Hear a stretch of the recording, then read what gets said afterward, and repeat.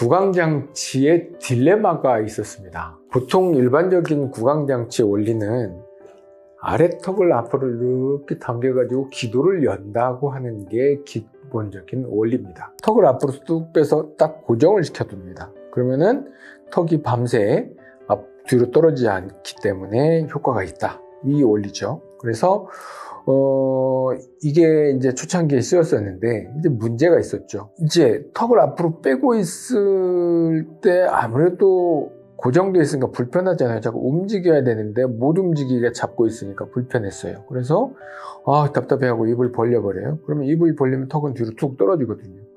그러면 이게 이러고 있을 땐 효과가 좋은데 이게 벌려버리면 아무 효과가 없다? 이게 첫 번째 딜레마죠. 그래서 개발된 게 이제 그러면 입을 벌릴 수 있게 하자. 턱을 앞으로 뺀 상태로 유지되는데 움직이고 입을 벌려도 이 상태가 유지되게 하자 하는 게 이 구강장치의 진화된 바이오가드 버전이죠.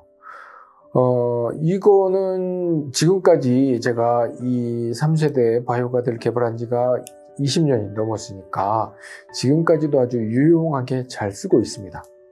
지금도 20년째 쓰고 있는 분, 10년 이상 쓰시는 분들 많고, 상당히, 유용한 효과가 있으니까 지금까지 쓰시겠죠. 그런데 요 정도 가지고 부족한 사람들이 있어요. 그게 뭐냐면, 이 혀의 문제가 큰 사람들. 전에 이제 상담할 때 보면 혀가 너무 비대하다, 크다, 두껍다 이런 사람들은 턱이 뒤로 떨어지는 양이 많기 때문에 턱을 웬만큼 이렇게 뺐는데도 효과가 생각보다 적은 경우들이 있어요. 그래서 혀가 너무 큰 사람들은 구강장치 적응증이 아닙니다 라고 해서 그 당시에는 효과를 좀 적게 봤기 때문에 양압기밖에 쓰실 게 없겠네요 라고 상담을 했던 과거의 경우들이 많았습니다.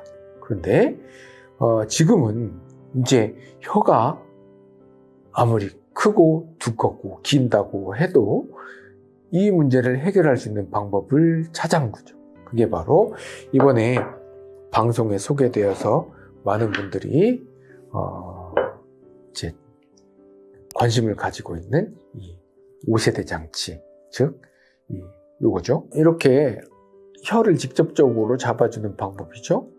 그랬더니 혀가 자는 동안에도 이렇게 떨어지지 않아요. 그래서 이 뒤쪽 공간이 충분히 확보되기 때문에 자는 동안에 숨이 잘 쉬어진다. 즉 이 문제는 지금까지 구강장치가 가장 난제였던 이 혀를 컨트롤하는 방법을 찾은 거죠. 이 혀를 잡고 아래턱을 같이 잡아주는 이 방법은 지금까지 구강장치의 딜레마를 완전히 해결하는 방법이 만들어진 거다.